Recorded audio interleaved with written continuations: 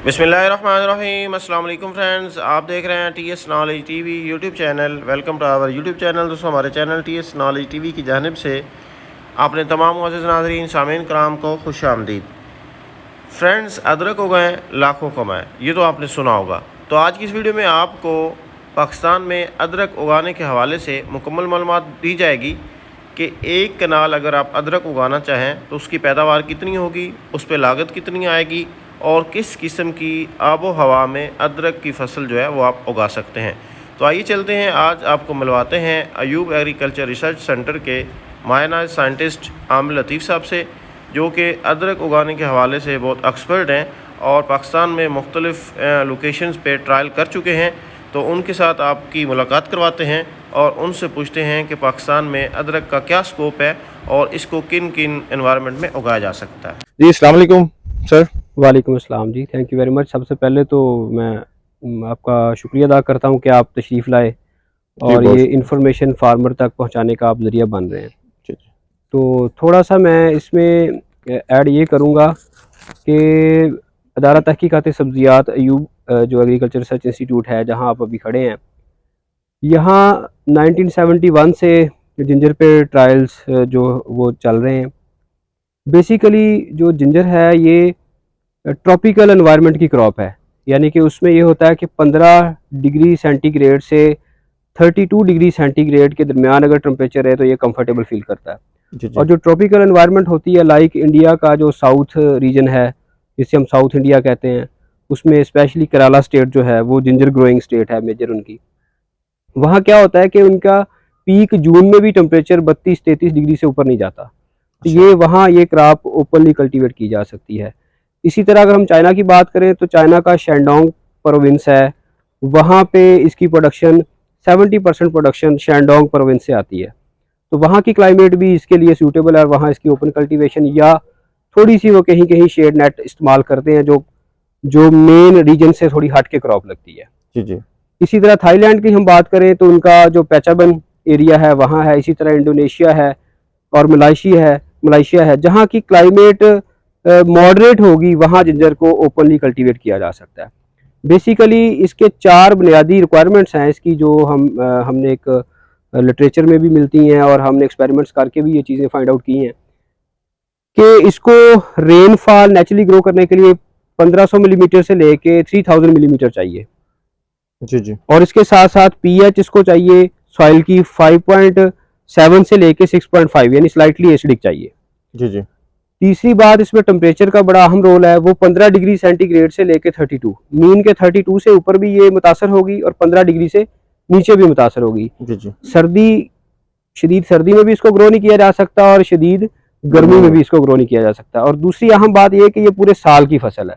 जी, जी। इसको हम ऐसे नहीं कर सकते कि हम सर्दी खत्म होने से के बाद लगाएं और गर्मी शुरू होने से पहले कल्टीवेट कर लें, जैसे बाकी वेजिटेबल जो 3 से 4 महीने पे मुहित होती हैं उनको हम इजीली कल्टीवेट कर लेते जी, जी। इसने गर्मी में भी आना, सर्दी में भी हैं। आना। इसने सर्दी में भी आना है।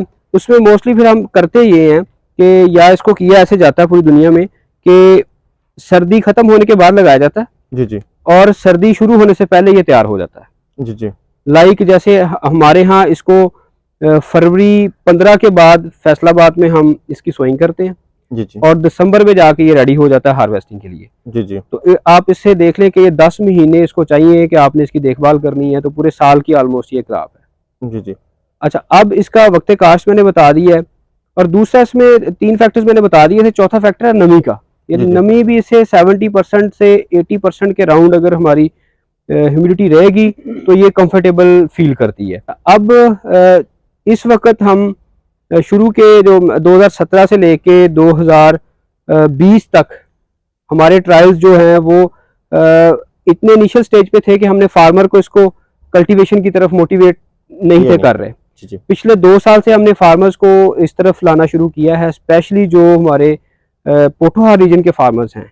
क्योंकि अगर मैं बात करूं, कंपेयर करें हम सेंट्रल पंजाब, फैसलाबाद भी जिसमें है, और कंपेयर करें हम अपने नॉर्थ पंजाब के साथ या पोठोहार रीजन के साथ, स्पेशली चकवाल डिस्ट्रिक्ट में हमने ट्रायल किए हैं, जी, जी। वहाँ का और फैसलाबाद का टेम्परेचर का वाज़ेह डिफरेंस है। जी, जी। आप नोट करें, बेशक गूगल पे देख लें, और जो लोग फैसलाबाद में रहते हैं उन्हें अंदाज़ा होगा कि यहाँ पीक समर में हमारा टेम्परेचर 49 और किसी किसी साल 50 को भी टच कर जाता है। जी जी और जबकि पोठवार के रीजन में जो पीक टेम्परेचर है वो पीक समर में वो 40, 42, 41 तक जाता है। जी जी तो वहाँ इसको मैनेज करना और इसकी प्रोडक्शन लेना निस्बतन ज़्यादा फ़ायदेमंद है और बेहतर भी है। अच्छा, अब ट्रायल्स में हमने जो देखा है कि जो प्रोडक्शन पोटेंशियल फैसलाबाद की अगर हम बात करते हैं तो वो 4 से 5 टन का पोटेंशियल है पर एकड़। अच्छा, 4 से 5 5 टन का पर एकड़। और जब हम बात करते हैं पोठवार रीजन की, स्पेशली चकवाल में, कलर कहार में और कुछ इस्लामाबाद के अंदर भी हमारे ट्रायल्स हुए हैं, तो वहाँ इसका प्रोडक्शन पोटेंशियल जो है 8 से 10 टन तक चला जाता है। अच्छा, जबरदस्त। और वहाँ साइज भी इसका ज़्यादा गेन करता है। उसमें थोड़ा सा डिफरेंस हम ये करते हैं कि वहाँ इसकी प्लांट स्पेसिंग ज़्यादा रखते हैं, यानी कि plant to plant distance 1 feet रखा जाता है।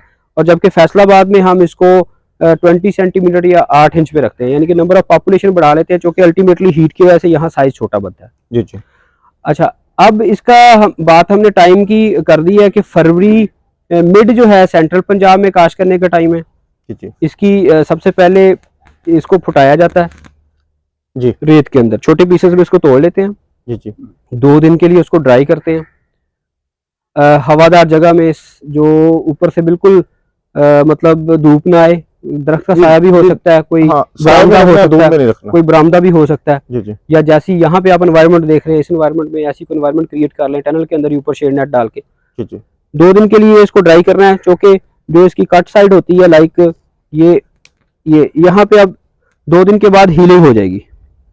हीलिंग जैसे ये आप देख रहे हैं कि ये देखें, इसको आप फोकस करें कि ऐसे इसकी हीलिंग हो जाएगी, इधर से ड्राई हो जाएगा। उससे ये होता है कि पैथोजन की पेनिट्रेशन नहीं होती। अगर आपने इधर से तोड़ा है और फौरन ही इसको स्विंग कर दी, नमी पकड़ेगा तो गलने के चांसेस ज्यादा हो जाते हैं। अच्छा, 2 दिन के लिए ड्राई करेंगे, फिर फंजीसाइड का सोल्यूशन में इसको डिप करेंगे और फिर इसके 12 घंटे से 24 घंटे ड्राई करेंगे।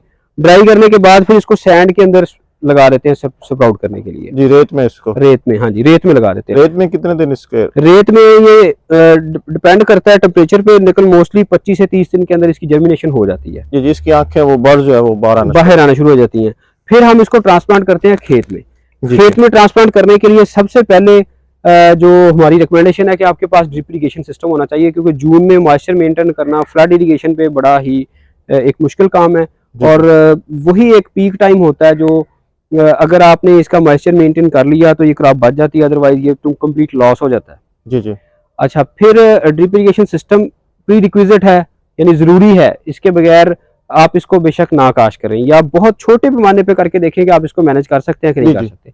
और दूसरा, टनल के ऊपर आपके शेड नेट होना चाहिए। सेंट्रल पंजाब की बात करें तो 70% ब्लैक नेट या ग्रीन नेट वो वाला जिसमें से हवा भी पास हो, जी जी जो ब्रीक उसके तार वाले फाइबर का होता है। जी जी तांदे वाला ना हो, उससे ये होता है कि अंदर ज्यादा हीट हो जाती है। जी अच्छा, अगर हम पोठवार की बात करें या इस्लामाबाद की बात करें, वहां पे अगर किसी फार्मर ने लगाना है तो वो 50% रखेगा, ग्रीन नेट या ब्लैक नेट। जी जी तो ये इसका प्री रिक्विजिट हो गई। उसके बाद आपने इसको जो इसकी रो स्पेसिंग है कि कतार से कतार का फासला वो रखना है 2 फीट या 60 सेंटीमीटर। जी जी पौधे से पौधे का फासला रखना है 20 सेंटीमीटर या 8 इंच।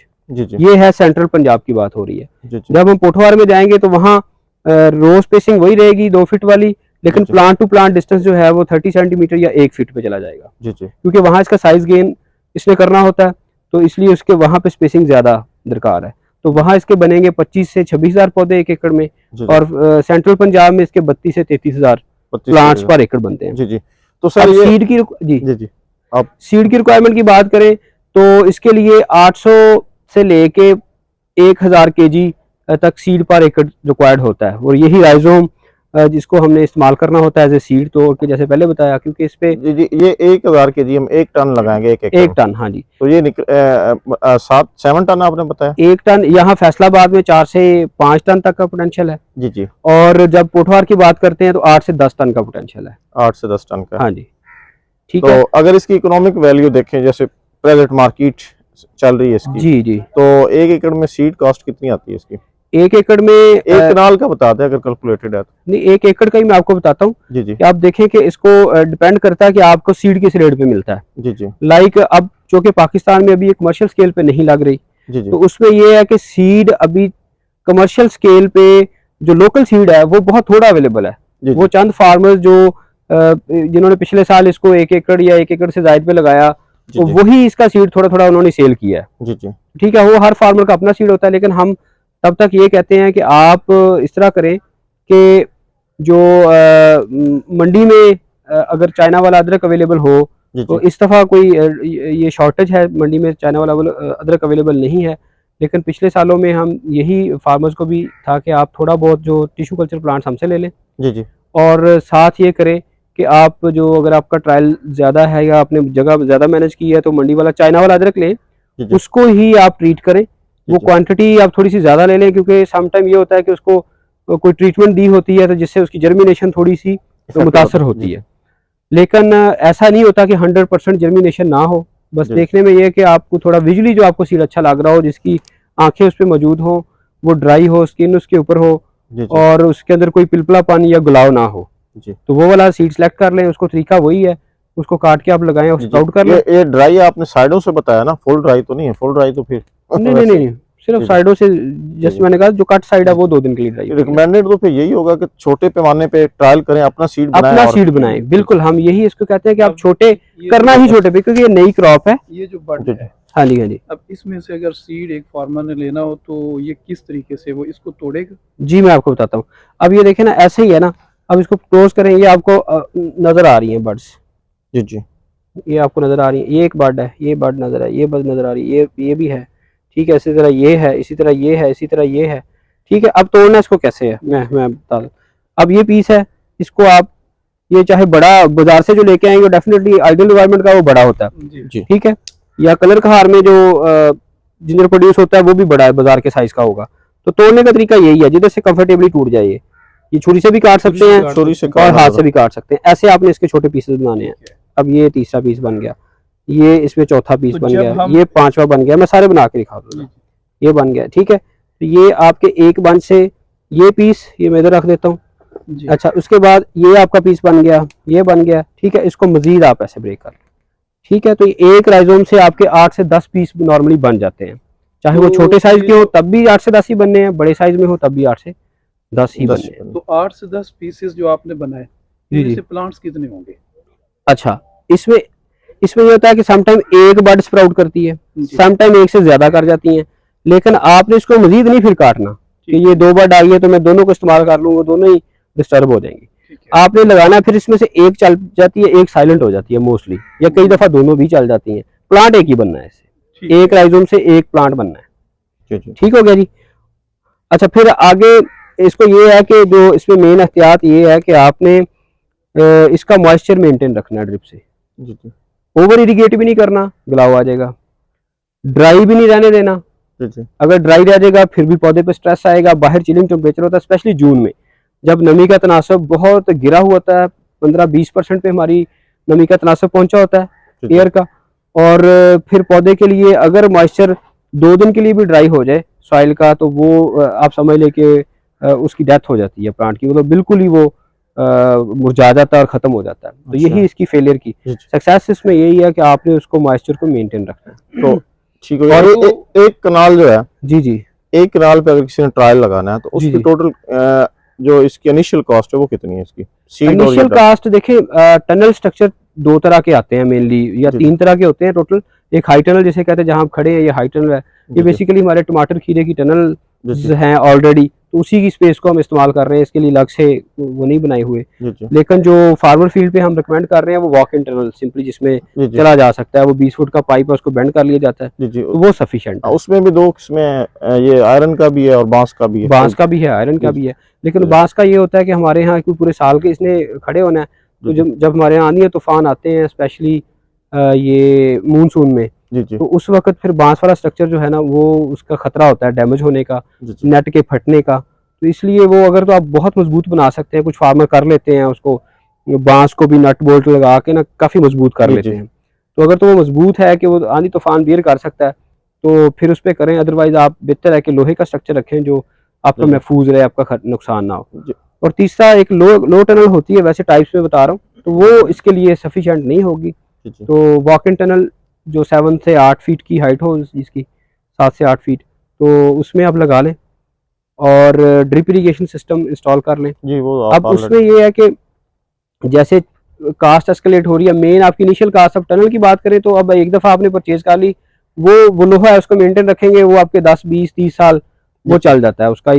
वो उसकी हम कास्ट को पहले साल में नहीं काउंट करेंगे उसका, बल्कि वो निकालते हैं। जी जी तो रफली जो 1 एकड़ की कैलकुलेशन जो हमारी हैं, अगर सीड आपको पिछले साल जो फूड ग्रेड चाइना वाला अदरक था वो 150 160 रुपये पर केजी वो मिला था फार्मर्स को।